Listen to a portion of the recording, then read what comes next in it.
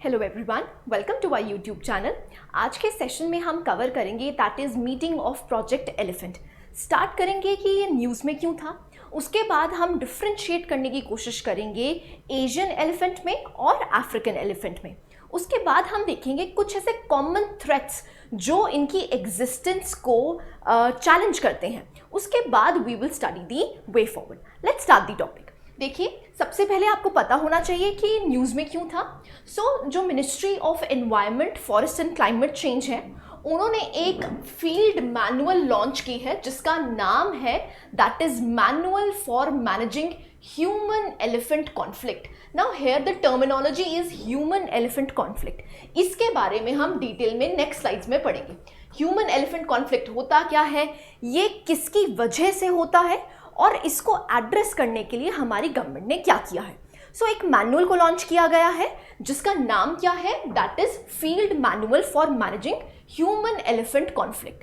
अब ये करता क्या है, ये मैनुअल में दिया क्या गया हुआ है, that in India is to guide forest staffers dealing with the human elephant conflict in major elephant range states. जहां पर भी हमारी कंट्री में एलिफेंट्स एग्जिस्ट करते हैं, वहाँ के जो स्टाफ मेंबर्स हैं उनको एक्चुअली में गाइडलाइंस दी गई हैं कि ये जो ह्यूमन एलिफेंट कॉन्फ्लिक्ट है इसको आपने कैसे एड्रेस करना है। अब ये जो मैनुअल है ये एक्चुअली में किसने प्रिपेयर करी है, it is wild life institute of India and world wide fund for nature. आपको दोनों ही पता होनी चाहिए कि ये मैनुअल किससे प्रिपेयर करी गई है। अब मेजर मुद्दा क्या है यहाँ पर, that is human elephant conflict. अब इसके बारे में हम रीड कर लेते हैं कि ह्यूमन एलिफेंट कॉन्फ्लिक्ट क्या होता है और इसके सॉल्यूशंस क्या हैं। Let's see the human elephant conflict. सबसे पहले आपको इसकी डेफिनेशन पता होनी चाहिए। क्या है, the human elephant conflict occurs when elephants and people live together in an area where they share the same resources। अब देखिए, सिंपल सी बात है, due to industrialisation, due to increasing population, हमने क्या किया है, फॉरेस्ट को काटा है और वहाँ पर या तो हम एग्रीकल्चर प्रैक्टिसेस करने शुरू कर गए हैं या फिर हमने इंडस्ट्री सेटअप कर ली है। अब उसकी वजह से क्या है, हमने एनक्रोच किया है किन के हैबिटेट्स को, दैट इज एलिफेंट के हैबिटेट्स को। क्योंकि एलिफेंट्स कहाँ रहते थे, उन फॉरेस्ट एरियाज में रहते थे, but due to industrialisation, due to overpopulation, हमने क्या किया है, उनके हैबिटेट को एनक्रोच किया है। अब जब हम उनके हैबिटेट में एनक्रोच कर रहे हैं, उनके रिसोर्सेज को शेयर कर रहे हैं, दैट मीन्स वहां पर आपको ह्यूमन एलिफेंट कॉन्फ्लिक्ट देखने को मिलेगा। क्यों? क्योंकि हम सेम पीस ऑफ रिसोर्सेज को यूज कर रहे हैं। इसीलिए when you use the same resources used by elephants as well as the population, it exists as human elephant conflict। इसकी वजह से क्या है, they compete for the same food, space and water। ठीक है जी। यहाँ पर क्योंकि हमने उनके हैबिटेट को एनक्रोच किया है तो ऑब्वियस सी बात है उनके रिसोर्सेज पे हमने हक जमाना शुरू कर दिया है, जिसकी वजह से आपको ह्यूमन एलिफेंट कॉन्फ्लिक्ट देखने को मिलेगा। आई होप यहाँ तक क्लैरिटी है। ठीक है। अब होता क्या है, जो ह्यूमन एलिफेंट कॉन्फ्लिक्ट है, it occurs when people change elephant habitat into people habitat. Very important, elephant habitat को हमने चेंज कर दिया है इनटू ह्यूमन हैबिटेट। अब इसकी वजह से ही आपको कॉन्फ्लिक्ट देखने को मिलेगा क्योंकि हमने उनका हैबिटेट डिस्टर्ब कर दिया है। आई होप यहाँ तक क्लैरिटी है। ठीक है। This is known as human elephant conflict. अब देखिए, बहुत से ऐसे टेक्निक्स हैं जो यूज करी जाती हैं to prevent elephants entering into the agricultural fields. अब क्योंकि उनका हैबिटेट हमने एनक्रोच कर लिया, सपोजिटली उस पर हमने एग्रीकल्चर करना स्टार्ट कर दिया। अब ऑब्वियस सी बात है, अगर हमें फील्ड्स को बचाना है, क्रॉप्स को बचाना है, तो हम क्या करेंगे, हम एलिफेंट से उसको प्रोटेक्ट करने की कोशिश करेंगे। बहुत से मेथड्स यूज करे जाते हैं। For example, electric fences. अब क्या होता है, अगर हमने इलेक्ट्रिक फेंसेस लगाई हैं तो जब भी एलिफेंट वहां पर आने की कोशिश करता है तो उसको इलेक्ट्रिक शॉक लगता है, जिसकी वजह से जो एलिफेंट पॉपुलेशन है वो कम होती हुई दिखाई देगी। राइट। अब क्योंकि इनका स्टेटस क्या है, दे आर एंडेंजर्ड स्पीशीज और ये इंडिया का हेरिटेज एनिमल भी है। अब इसी की वजह से इसकी प्रोटेक्शन करना बहुत ज़्यादा इंपॉर्टेंट है। तो जो भी हम टेक्निक्स यूज़ करते हैं अगेंस्ट देम, वो एक्चुअली में क्या है, इनको इनकी पॉपुलेशन के लिए, इनकी स्पीशीज़ के लिए काफ़ी ज़्यादा हार्मफुल है। फॉर एग्जाम्पल ट्रेंचेस लगाई जाती हैं, ऐसे ही पॉइजनिंग कर दी जाती है, स्नेयर्स शूटिंग कर दी जाती है, ऐसे ही फायर क्रैकर्स को हम यूज़ करते हैं जिससे कि जो एलिफेंट्स हैं वो हमारे फील्ड्स में ना आ सकें, फायर बॉम्ब्स थ्रो करे जाते हैं, ऐसे ही spears dipped in kerosene use करा जाता है, जिसकी वजह से इनका जो स्टेटस है वो एंडेंजर होता जा रहा है और ये स्पीशीज़ क्या हैं, ये लुप्त होते जा रहे हैं। राइट, सो अब अगर हमें इनकी एक्सटिंक्शन को बचाना है तो ये जो मेथड्स हैं हमें यूज़ नहीं करने चाहिए। Right, so what can we use, क्योंकि ऑब्वियस सी बात है अगर ग्रोइंग पॉपुलेशन है तो यहाँ पर आपको कॉन्फ्लिक्ट होता हुआ दिखेगा। तो हम क्या कर सकते हैं कि इनकी पॉपुलेशन भी कम ना हो और जो इंडस्ट्रियलाइजेशन की पेस है वो भी कम ना हो। तो क्या कोशिश करी गई है कि हम पैसेजेस बना दें। अब वो पैसेजेस एक्चुअली में क्या है, they are known as elephant corridors. अब क्या किया गया है, फॉर एग्जाम्पल आप मान लीजिए ये पहले एक एलिफेंट का हैबिटेट हुआ करता था, अब धीरे धीरे यहाँ पर पॉपुलेशन आनी शुरू हो गई। जब यहाँ पर पॉपुलेशन आनी शुरू हो गई, दैट मीन्स यहाँ पर मान लीजिए एक रोड बना दी गई जिससे ट्रांजैक्शन ईजी हो। अब जब ये रोड बना दी गई है तो मैंने क्या किया है, ये एलिफेंट के हैबिटेट को फ्रैगमेंट कर दिया, and this particular terminology is known as fragmentation of the habitat। अब सबसे बड़ा डेंजर एलिफेंट्स के रहने में यही होता है जब उनके हैबिटेट को फ्रैगमेंट्स में बांट दिया जाता है। अब क्योंकि उनके हैबिटेट को एनक्रोच कर रहे हैं हम, इसकी वजह से आपको यहाँ पर ह्यूमन एलिफेंट कॉन्फ्लिक्ट होता हुआ दिखेगा, क्योंकि इस पैसेज में ऑब्वियस सी बात है अगर यहाँ पर एलिफेंट्स रह रहे हैं तो इस रोड पे कभी ना कभी आपको एलिफेंट्स देखने को मिलेंगे। अब अगर हम उनके हैबिटेट को डिस्ट्रक्ट कर रहे हैं, अगर हम डिस्ट्रक्ट कर रहे हैं दैट मीन्स उनकी एग्जिस्टेंस पे क्वेश्चन मार्क लग जाएगा। इसीलिए हम क्या कोशिश कर रहे हैं कि यहाँ पर एक कॉरिडोर बना दिया जाए, एक सेफ कॉरिडोर। फॉर एग्जाम्पल ये सपोजिटली रोड पास हो रही है, अब हम चाहते हैं ये एलिफेंट्स क्या हैं, ये अपने हैबिटेट में कन्फाइंड रहें, इनको फ्रैगमेंटेशन का असर ना हो। तो suppose this is the road, हम क्या चाहेंगे, एक ऐसा कॉरिडोर बनाना चाहेंगे जो बाईपास कर जाए इसको। तो हम क्या बनाने की कोशिश करेंगे, ब्रिज बनाने की कोशिश करेंगे जिससे जो एलिफेंट है वो इस हैबिटेट से उस हैबिटेट आसानी से जा सके और उनकी एक्सटिंक्शन पे क्वेश्चन मार्क ना लगे। आई होप यहां तक क्लैरिटी है। सो इनको कहा गया है, they are known as the elephant corridors.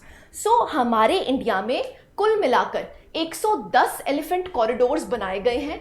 आप देख सकते हैं 23 नॉर्थ ईस्टर्न इंडिया में है, नॉर्दर्न वेस्ट बंगाल में भी 23 है, ऐसे ही नॉर्थ वेस्टर्न इंडिया में 11 है, सेंट्रल इंडिया में आपको देखने को मिलेंगे that is 25 and south India में आपको देखने को मिलेंगे दैट इज 28। सो ये जो हैबिटेट्स हैं, ये जो कॉरिडोर्स हैं, इनकी एग्जिस्टेंस पे भी क्वेश्चन मार्क है।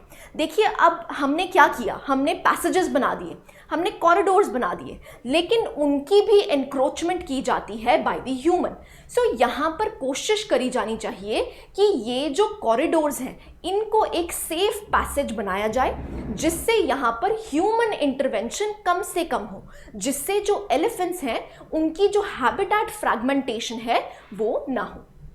आई होप यहाँ तक क्लैरिटी है, ठीक है। सो यहाँ पर आपको बहुत से कॉरिडोर्स बनते हुए दिखेंगे जो कि एक सल्यूशन है जिससे इनकी एग्जिस्टेंस पे क्वेश्चन मार्क ना लगे, ठीक है जी। सो अब कुछ पॉइंट्स हैं रिलेटेड टू द एलिफेंट्स, उसको हम देख लेते हैं। सबसे पहले आप देखिए जो करंट डेटा है that is related to elephants in India, उसके बारे में आपको पता होना चाहिए। हमारे जैसे टाइगर सेंसस किया जाता है वैसे ही एलिफेंट सेंसस भी किया जाता है, तो आपको पता होना चाहिए किस स्टेट में कितनी ज़्यादा पॉपुलेशन है। So India is home to approximately that is 27,000 Asian elephants which is the world's largest population of these species।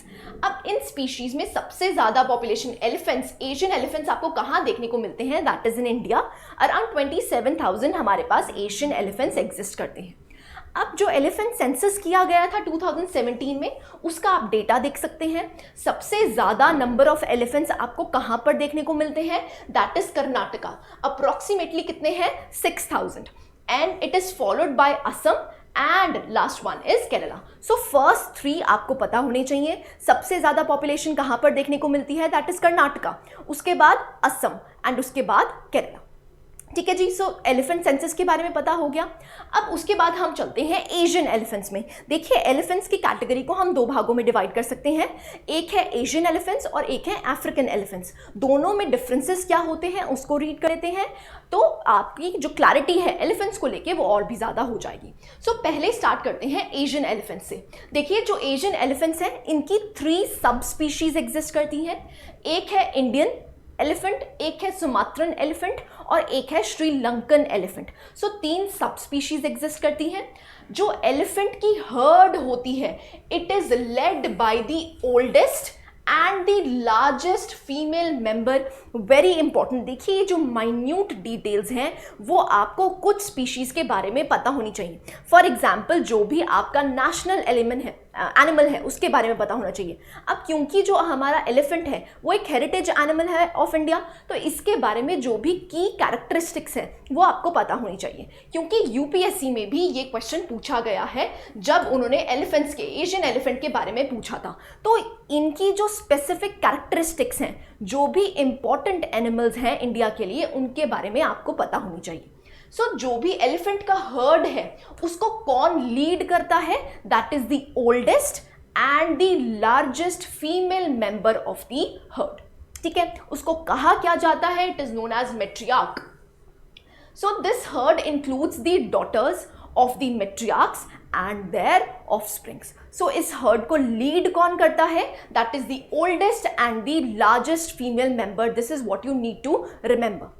Next आता है जो एलिफेंट्स हैं इनका लॉन्गेस्ट नोन जेस्टेशन पीरियड है इन मैमल्स। मैमल्स में सबसे ज्यादा प्रेगनेंसी पीरियड यहां पर आपको एशियन एलिफेंट्स में देखने को मिलता है। That is approximately 680 days which is equivalent to 22 months। ठीक है, सो यहां पर जेस्टेशनल पीरियड भी आपको मैमल्स में सबसे लॉन्गेस्ट जिसका देखने को मिलता है दैट आर एलिफेंट्स। ठीक है, अब इनका हम प्रोटेक्टेड स्टेटस देख लेते हैं। देखिए जो IUCN रेड लिस्ट में है, जो हमारे एशियन एलिफेंट्स हैं they are in the endangered category. Wildlife protection act 1972 की अगर बात करते हैं, they are found in the Schedule 1। अब Schedule 1 का मतलब क्या होता है? इनको हाईएस्ट प्रोटेक्शन दी गई है। ठीक है जी।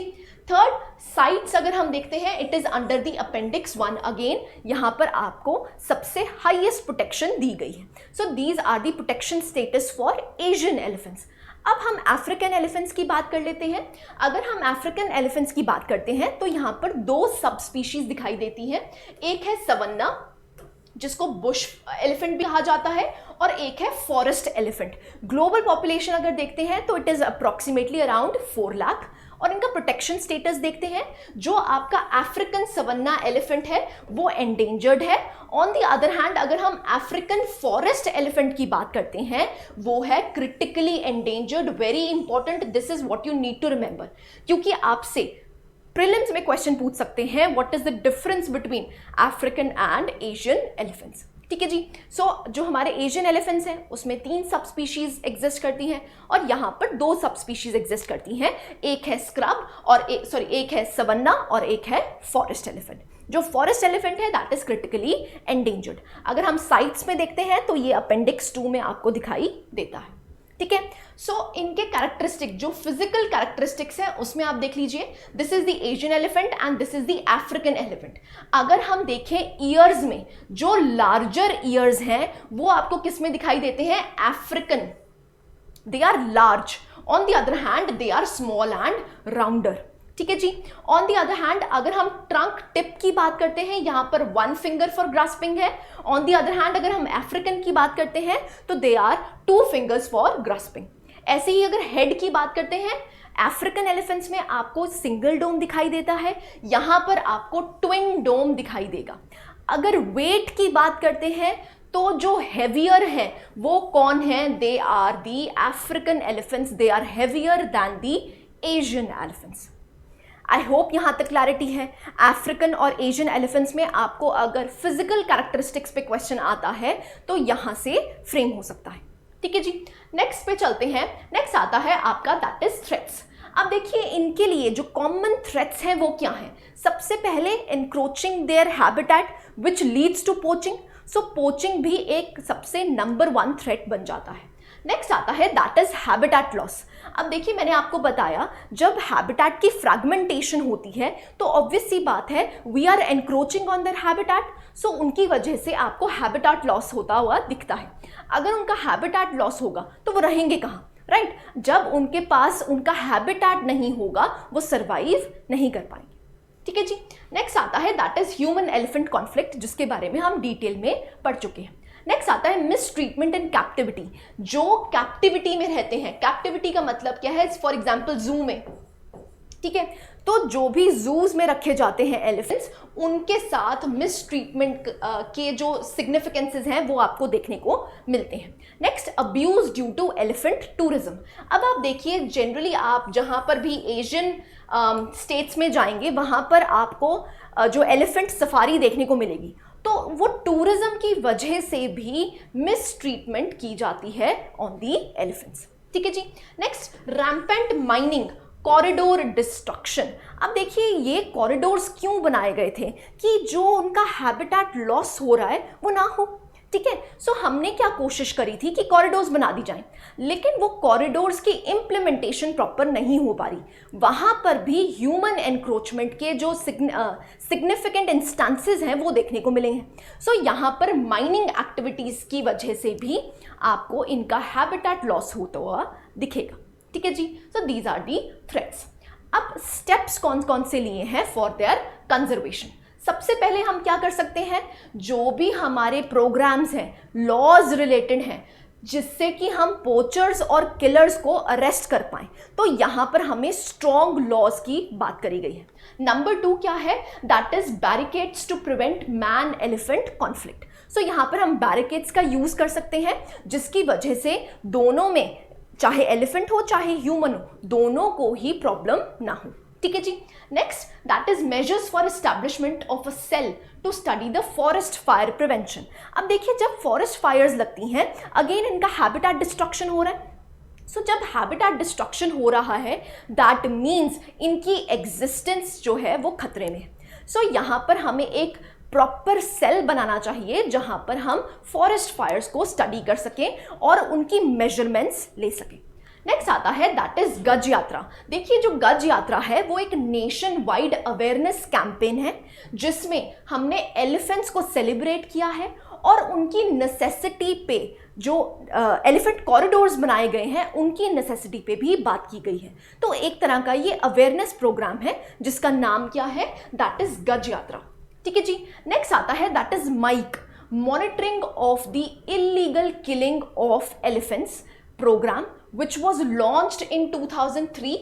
ये एक इंटरनेशनल कोलैबोरेशन है जो कि ट्रैक करता है जो भी ट्रेंड्स हैं in the information related to the illegal killing of the elephants from across the Africa and Asia. So जो भी इलीगल किलिंग की गई है उसके लिए ट्रैक करने के लिए एक प्रोग्राम लॉन्च किया गया था 2003 में जिसका नाम क्या है, MIKE. MIKE stands for monitoring the illegal killing of elephants programme. Again ये जो क्वेश्चन है ये यूपीएससी में पूछा गया है।